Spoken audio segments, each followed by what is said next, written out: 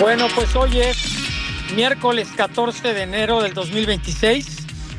Estaré con usted durante las próximas 2 horas, de 6 a 8 de la tarde-noche, en este espacio de la comunicación en México, a través del Heraldo Radio en el 98.5 de frecuencia modulada y 18 estaciones más en todo el país. Bueno, le informo que el presidente de Estados Unidos, Donald Trump, revela que mantuvo una conversación telefónica con la presidenta encargada de Venezuela, Delcy Rodríguez, a quien define como una persona fantástica y dice que han trabajado muy bien juntos. En primer lugar, acabamos de tener una gran conversación hoy con Delcy. Es una persona fantástica. Es alguien con quien hemos trabajado muy bien. Marco Rubio está tratando con ella. Hablé con ella esta mañana. Tuvimos una llamada larga. Hablamos de muchas cosas y creo que nos llevamos muy bien con Venezuela. Es el primer contacto conocido entre ambas autoridades después de la captura de Nicolás Maduro, un día antes de que Trump reciba en la Casa Blanca a la líder opositora venezolana María Corina Machado.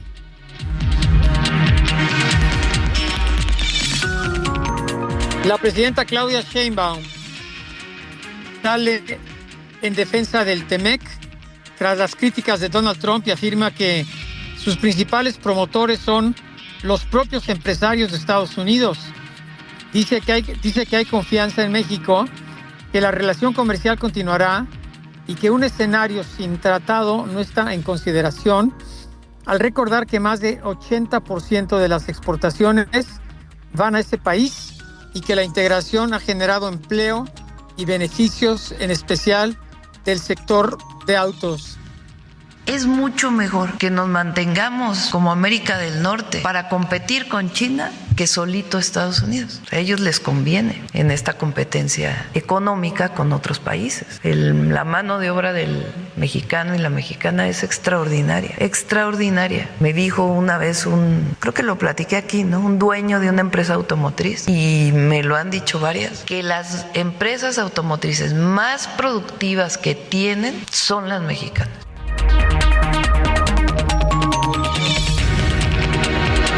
Bueno, en materia de seguridad, la presidenta niega que Donald Trump le haya solicitado detener a políticos mexicanos por presuntos vínculos con el narcotráfico, como publicó el Wall Street Journal, y asegura que no existen investigaciones ni órdenes de aprehensión hasta el momento.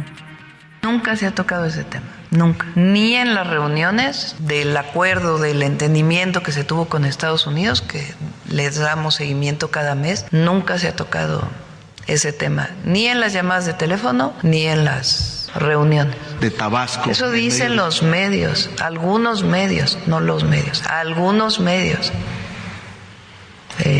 que la verdad inventan.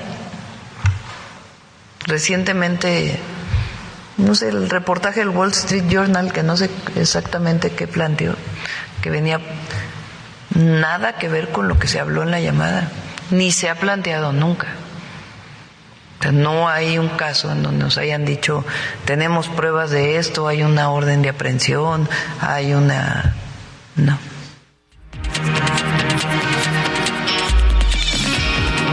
Sobre la cancelación de visas explica que se trata de decisiones administrativas individuales y descarta cualquier exigencia contra miembros de Morena. Eso tendría que decirlo el gobierno de los Estados Unidos. Cuando nosotros les preguntamos de las visas, ellos dijeron, es una relación individual entre el gobierno y quien solicita la visa, y ellos toman sus decisiones. Pero de ahí a que nos hayan dicho, hay que hacer un equipo, un grupo especial por estos temas, no, categóricamente digo, no ha habido esta solicitud.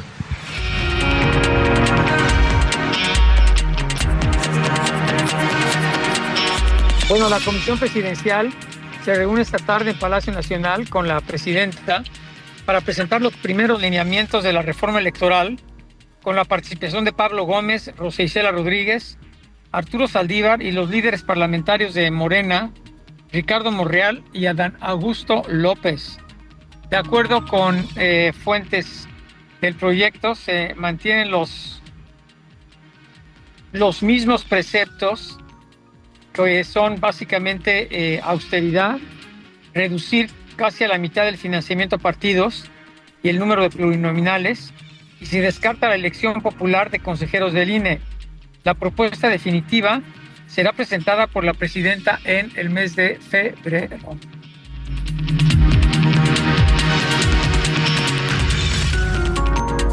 Bueno, y la presidenta de la Cámara de Diputados, Kenia López Rabadán, se reunirá mañana con la consejera presidenta del INE, Guadalupe Tadei, para dialogar sobre la reforma electoral con énfasis en equidad, transparencia, autonomía y el rechazo al uso de recursos públicos y programas sociales con fines electorales. Imagínense, pues qué va a hacer Morena, ¿no?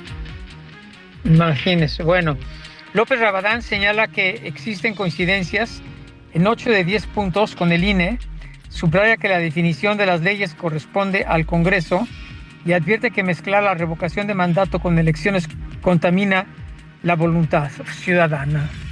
Tenemos coincidencias sustantivas, por ejemplo, ellos están pidiendo equidad en la contienda y rechazo al uso de recursos públicos con fines electorales.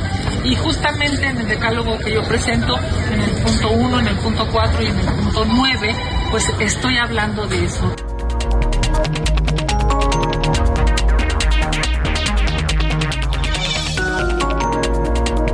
Bueno, Ricardo Anaya, coordinador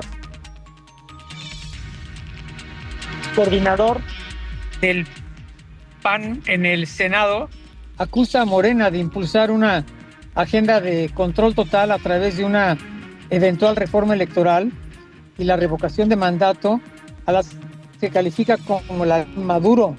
Eso lo dice Ricardo Anaya. Señala que el oficialismo busca aferrarse al poder ante la caída de su popularidad y advierte que el siguiente paso será el control del Instituto Nacional Electoral. Lo que el gobierno quiere es el control total de las elecciones. Se están preparando para el momento en el que ya no tengan respaldo popular y se quieren aferrar al poder. Por eso para nosotros esta no es una reforma electoral. Esta para nosotros es la ley Maduro que el gobierno de Morena quiere instaurar en México. En otro tema afirma Ricardo Anaya que el tratado entre México, Estados Unidos y Canadá es de vida o muerte para el país, exige una negociación firme con Washington y cuestiona los envíos de petróleo a Cuba.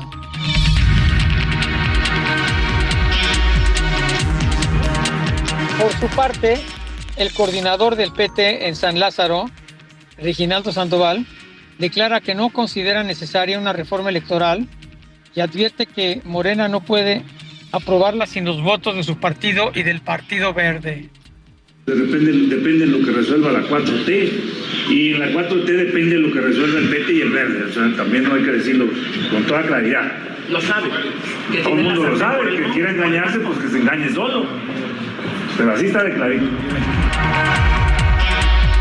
Sandoval dice que con las reglas actuales, la 4T ganó el Ejecutivo, Legislativo y Judicial, por lo que no ve justificación para cambiar las reglas y señala que la prioridad debería ser entre cualquier otra la unidad del país, porque es lo que en este momento requiere México, que se encuentra totalmente dividido. Bueno, eso es lo que dice el coordinador del Partido del Trabajo en San Lázaro.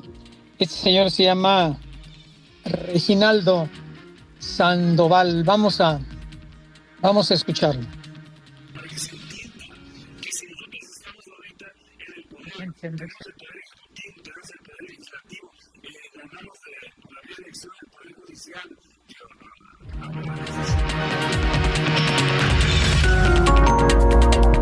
El Papa León XIV manifiesta su deseo de visitar México durante un encuentro con el arzobispo primado Carlos Aguilar, quien le reitera la invitación formal del país.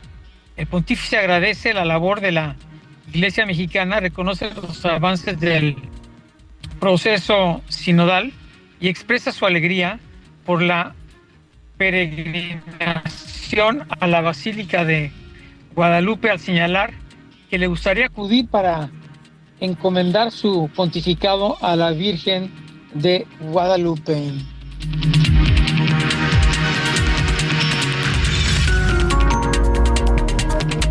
Bueno, y la Cámara de la Industria de Transformación de Nuevo León advierte que para mantener las inversiones y el empleo formal en México es clave destrabar la aprobación del presupuesto 2026. El sector industrial pide diálogo entre el gobierno del Estado y el Congreso y se dice dispuesto a colaborar. Vamos al detalle con nuestro corresponsal en la ciudad de Monterrey, Jorge Santos del Heraldo. Adelante, Jorge, te escuchamos.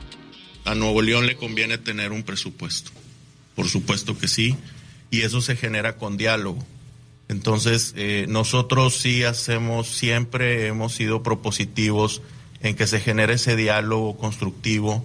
¿Por qué? Porque buscamos que exista más inversión en el Estado, que exista mayor empleo formal en el Estado y evidentemente pues ahorita es momento de que tenemos que ser más eficientes todos y eso es un llamado que siempre haremos de que hay que buscar eficiencias en este sentido. Entonces nosotros somos optimistas de que tanto la parte del Congreso como la parte del Ejecutivo del Estado van a poder tener el entendimiento y van a poder sacar adelante un presupuesto. Bueno, la reunión de la Casa Blanca entre Estados Unidos, Dinamarca y Groenlandia concluye sin acuerdos de fondo. El único resultado es la creación de un grupo de trabajo. El canciller danés Lars Løkke señala que Estados Unidos mantiene su intención por razones de seguridad nacional, postura que rechazan al descartar cualquier cesión de soberanía, aunque aceptan cooperación militar. Dicen que al acuerdo que van a llegar con Donald Trump, los de Groenlandia, pues es a la instalación de varias bases militares de la Unión Americana. Al parecer por ahí va la negociación. Para nosotros, las ideas que no respeten la integridad territorial del Reino de Dinamarca y el derecho a la autodeterminación del pueblo groenlandés son, por supuesto, totalmente inaceptables. Por lo tanto, seguimos teniendo un acuerdo fundamental, pero también estamos de acuerdo en que no estamos de acuerdo. Por lo tanto, sin embargo, seguiremos dialogando. Hemos decidido formar un grupo de trabajo de alto nivel para explorar si podemos avanzar. El gobierno de Dinamarca anuncia un refuerzo de la presencia militar en la isla y admite tensión en el Ártico, mientras Donald Trump insiste en redes sociales de que la anexión es inaceptablemente necesaria para frenar la influencia de Rusia y China en la región. Pero debo decir que, por supuesto, compartimos en cierta medida sus preocupaciones. Sin duda existe una nueva situación de seguridad en el Ártico y el extremo norte. Todos nosotros, transatlánticos, aprovechamos los dividendos de la paz hace años y tenemos la visión de mantener el Ártico como una región de baja tensión. Bueno, y el gobierno de Estados Unidos anuncia la suspensión del trámite de visas para migrantes en 75 países, entre ellos Rusia, Irán, Colombia y Brasil. La medida entraría en vigor el próximo 21 de enero. El Departamento de Estado argumenta que sus ciudadanos abusan de la asistencia social y advierte que la pausa se mantendrá hasta garantizar que los nuevos migrantes no representen una carga para el Estado en la Unión Americana. A una semana de que un agente del ICE disparara y matara a la señora Renee Nicole Goods, de 37 años, allá en Minneapolis, las calles siguen llenas de protestas contra el despliegue, aunque el gobierno de Estados Unidos mantiene que el oficial actuó en defensa propia, lo cual los videos muestran otra cosa. La investigación está en manos del FBI, excluyendo a las autoridades locales, lo que ha provocado renuncias de fiscales federales y críticas por falta de transparencia. Mientras tanto, el estado de Minnesota y las ciudades de Minneapolis y St. Paul han presentado una demanda para interrumpir el operativo federal que considera totalmente ilegal. Bueno, y Venezuela libera al menos a 14 periodistas y trabajadores de radio y televisión detenidos en aquella nación por órdenes del represor y asesino Nicolás Maduro. Y bueno, se cuentan a Julio Balsa y Gabriel González del equipo de María Corina Machado como parte de un proceso de excarcelación de presos políticos. La presidenta encargada de Venezuela, Delcy Rodríguez, afirma que habrá más liberaciones y señala que el proceso de excarcelación comenzó en diciembre, cuando Nicolás Maduro aún era presidente, o seguía robándose la presidencia más bien, ¿no? El objetivo es abrir espacios políticos.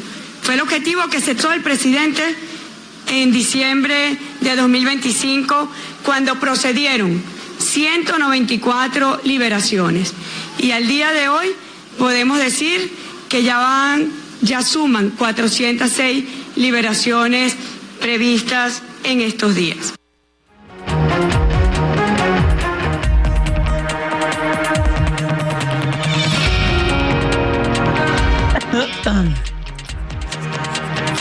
Bueno, al menos 32 personas mueren y más de 60 resultan heridas en Tailandia, luego de que una grúa de construcción cayera sobre un tren de pasajeros y provocara su descarrilamiento e incendio en la provincia de Nakhon Ratchasima.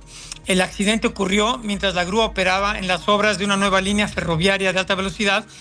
A bordo del tren viajaban 171 personas y las autoridades no descartan que aún haya pasajeros atrapados.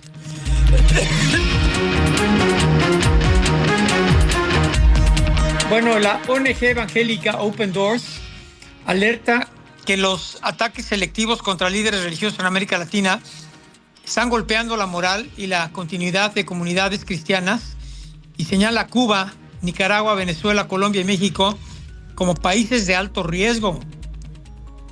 En su informe Lista Mundial de la Persecución 2026, que abarca de octubre del 24 a septiembre del 25, denuncia un aumento del autoritarismo en Cuba y Nicaragua, represalias contra quienes no muestran lealtad política y violencia de grupos criminales en Colombia y México.